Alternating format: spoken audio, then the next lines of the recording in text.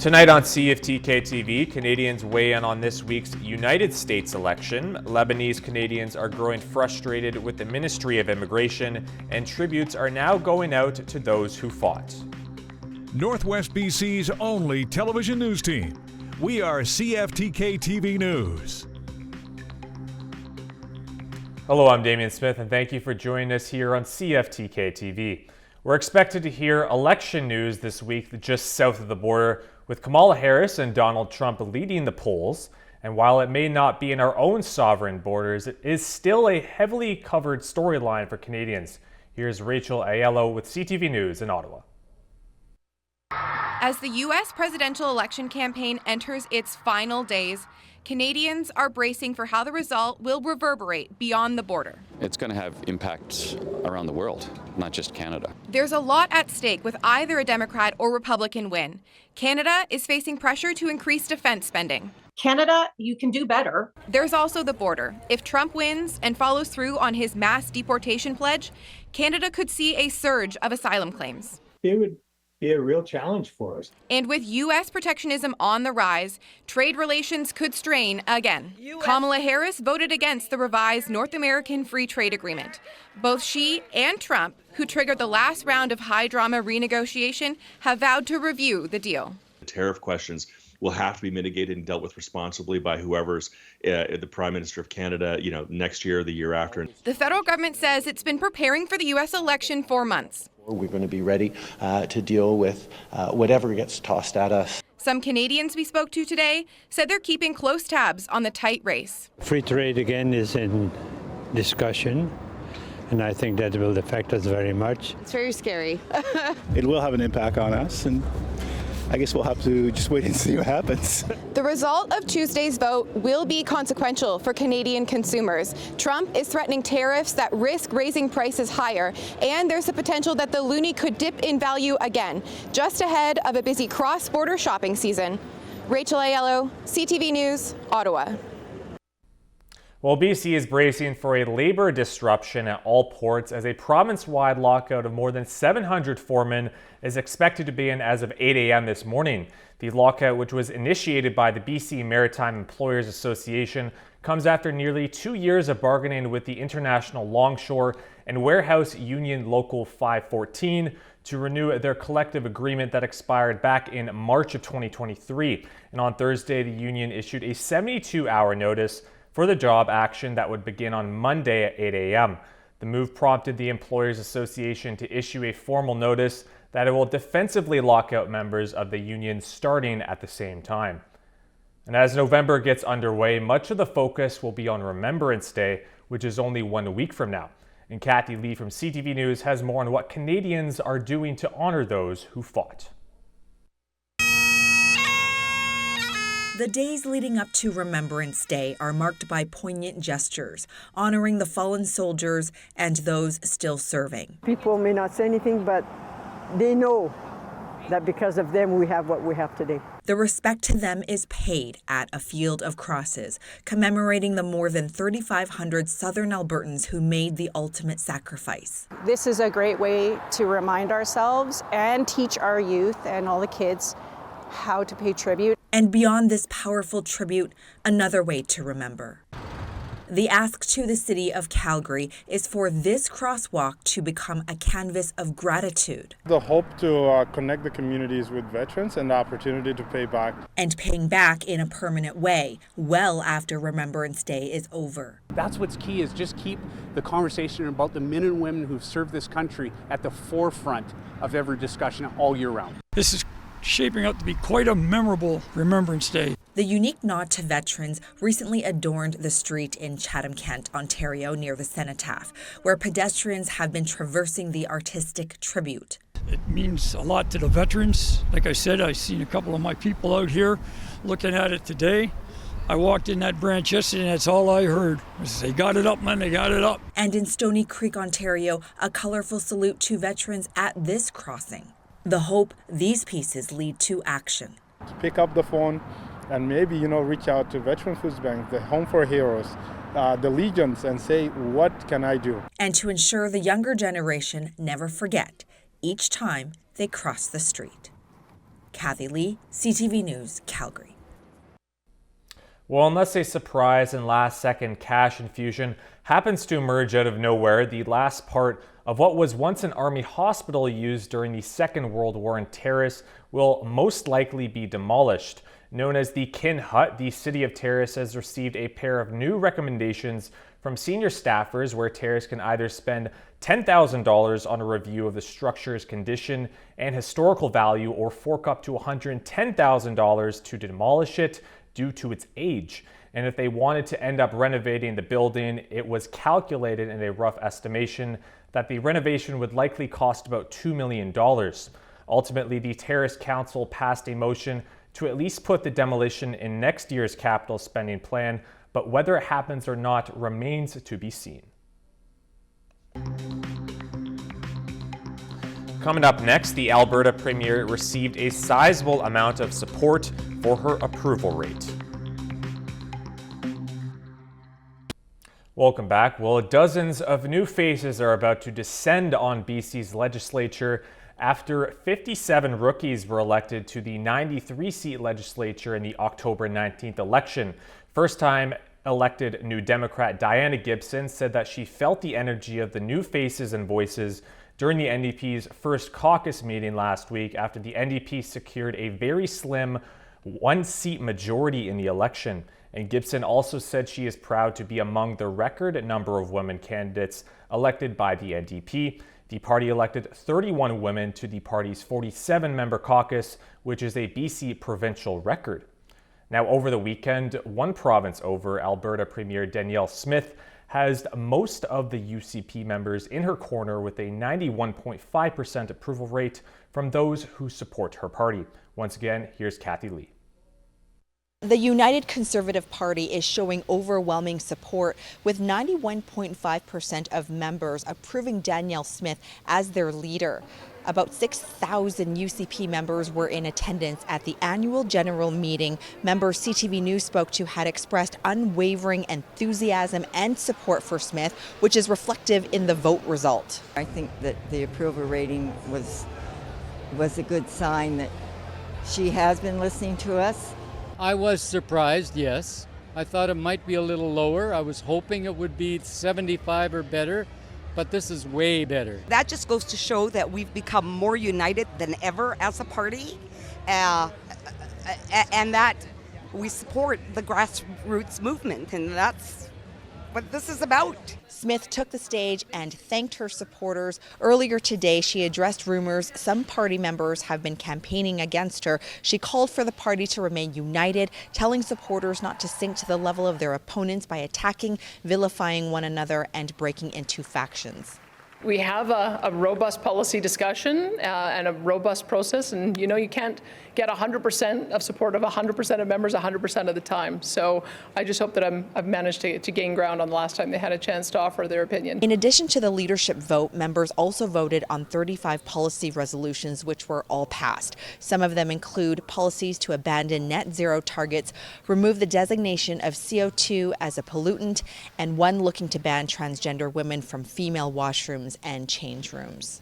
As for the leadership vote, Smith is much more popular with her party this time around. In the last leadership review, she only scored 54% of support from members. Now turning to tonight's forecast, the North Coast should see partially cloudy conditions with a 40% chance of showers, and there should be fog patches developing as well as before the morning rolls around. Winds will be coming from the northwest at 30 kilometers per hour, increasing to 50 at times, and a low of +4 degrees will be the case. The Terrace and Kitimat region should also have partially cloudy conditions, along with a 40% chance of showers, and fog patches will also be in play, developing overnight. However, winds from the southwest at 30 kilometers per hour will be increasing to 50, and there will be a low of -2 with a wind chill of -4 overnight.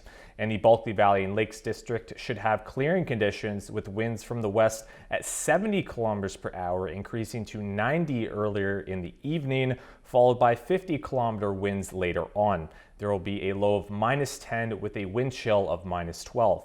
And now on to your weekly weather forecast.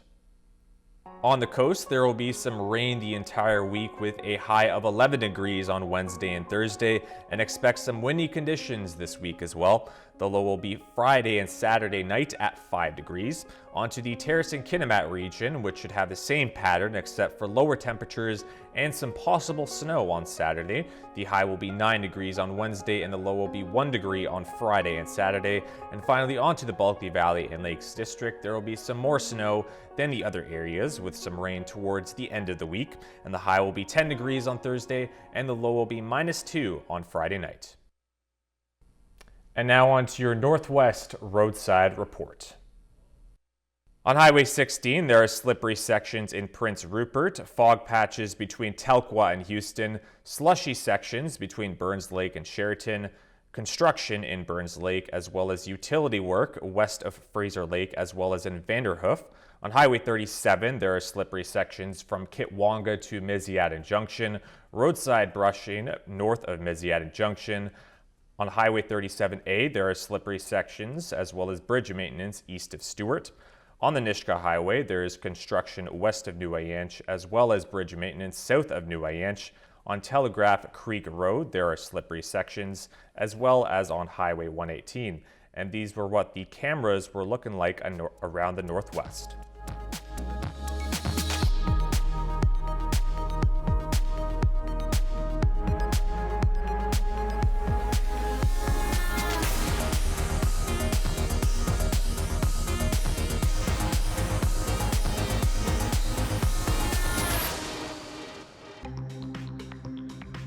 Still to come, many businesses cracked down on violence policies. Now the education system wants to do the same. Welcome back. Well, with thousands of Lebanese citizens looking to flee to Canada, those in the community are growing frustrated in the ability for them to move here in a smooth process. They also believe that this process can be done in a more efficient way due to a similar outcome from a different country a couple of years ago. Here's Camille Karamali with CTV.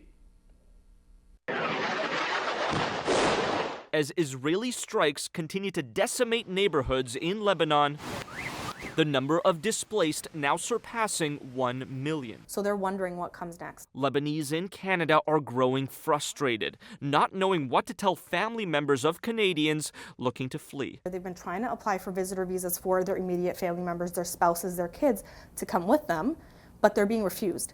And then when they contact the embassy, they're being told, we can help you get seats, but we can't help you get status. Last week, Ottawa announced it would allow Lebanese nationals and their families who've already left Lebanon to extend their stay in Canada and apply for work permits. But that still leaves tens of thousands in Lebanon still looking to come to Canada for safety. They say the immigration process is too limited and difficult to navigate compared to those in place for other countries caught in conflict. It was quicker, more transparent, more concise, more flexible.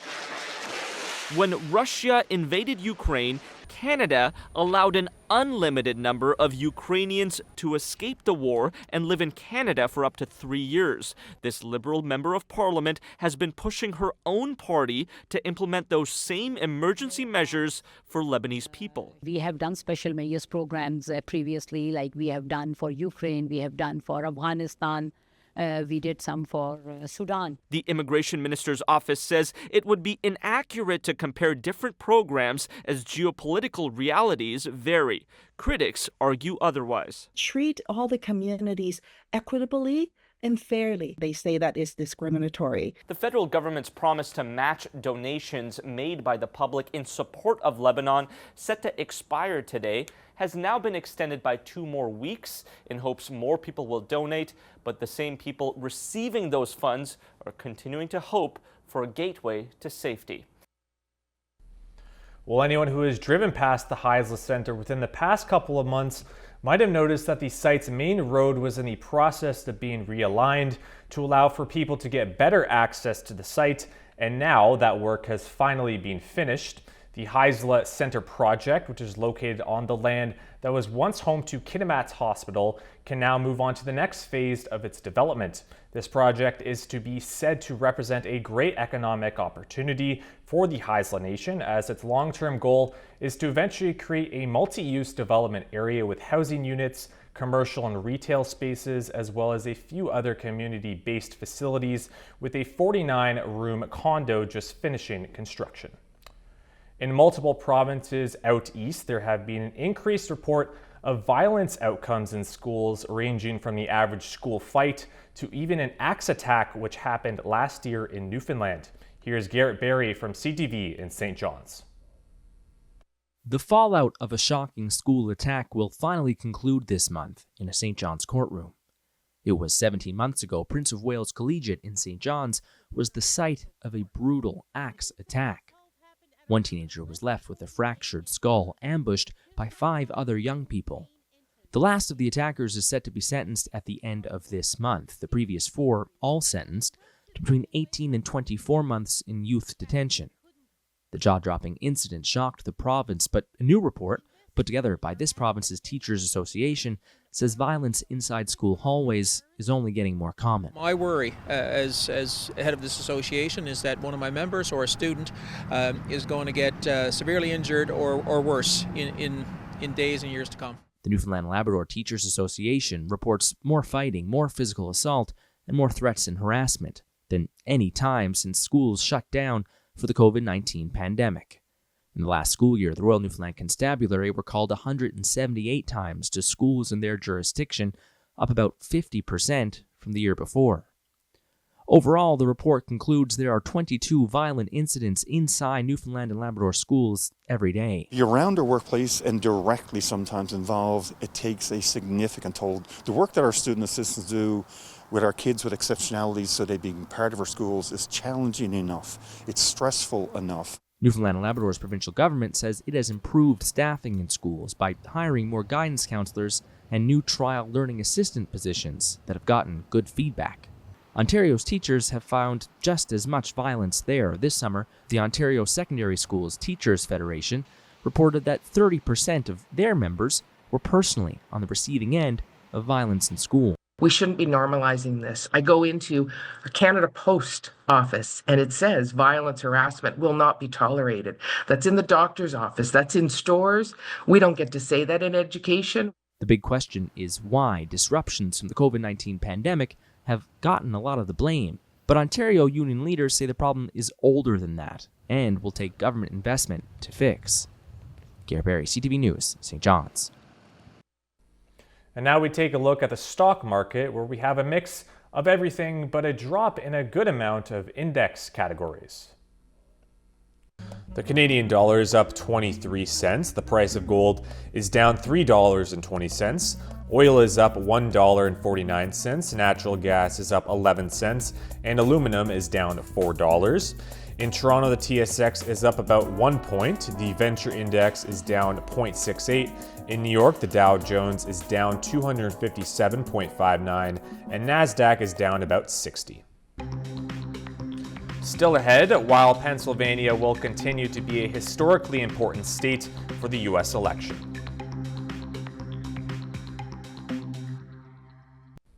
Hello again. Well, we are in the middle of a transition period for training employees in multiple different labor sections, and technology is said to not replace those workers, but to still train those future employees in a different sort of way.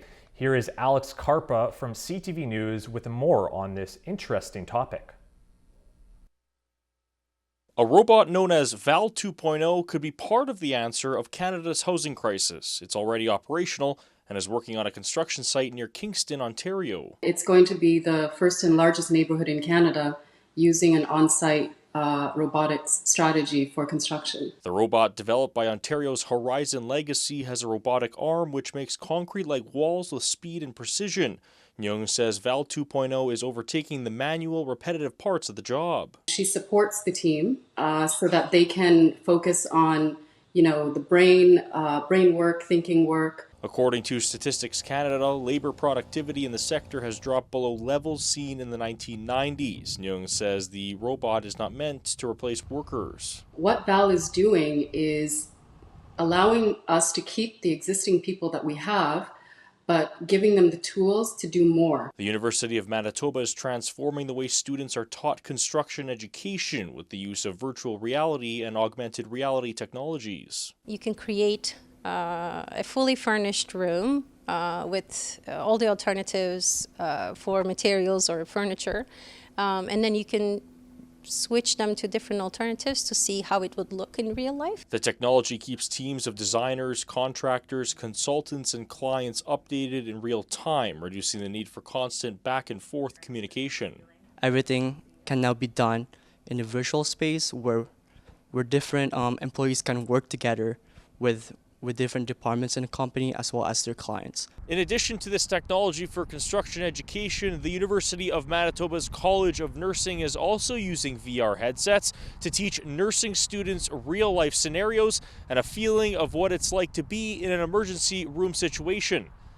Alex Karpa, CTV News, Winnipeg. And for our final story of the day, it's CTV's Omar Sachedina, who made the trip down to Pittsburgh and Harrisburg, Pennsylvania, to decipher the importance of the state vote in this week's federal election. Pennsylvania is largely considered a swing state, meaning that two major political parties have similar levels of support among those voters, but it is possible that it may change this time around.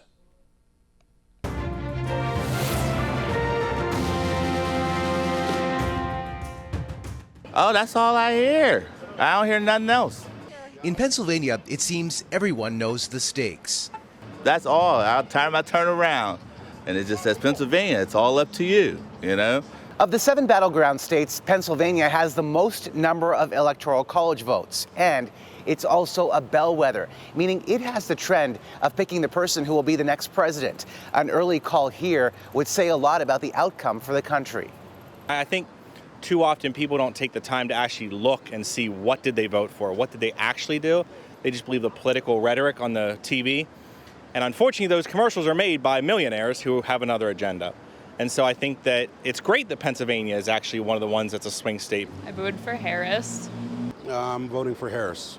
But this election, Harris is struggling with a group Democrats used to be able to count on, black men. Trump. How come? When he was in the first time, I had money coming out of my pockets like I was a drug dealer. Part of that perception is based on stimulus checks handed out during COVID, when the economy was tanking. Checks Donald Trump put his name on, even though the Democrats had pushed for the relief in Congress. I think a lot of the time, especially like younger audiences, not even just black males, but just our generation kind of just takes things as they see them on social media and doesn't do their own research, don't really look into policy or anything like that. They kind of just believe what they hear. There's a big divide here between urban and rural. Donald Trump's message seems to be resonating with blue-collar workers who've seen manufacturing jobs decline, while Harris has more appeal in bigger cities. Both candidates are really trying to, penetrate into those rural areas and get to voters. And at this point, it's anyone's call as to what will happen next, and that's why they're calling this the biggest battleground. And that will be all for tonight's cast. Thank you very much for tuning in, and good night.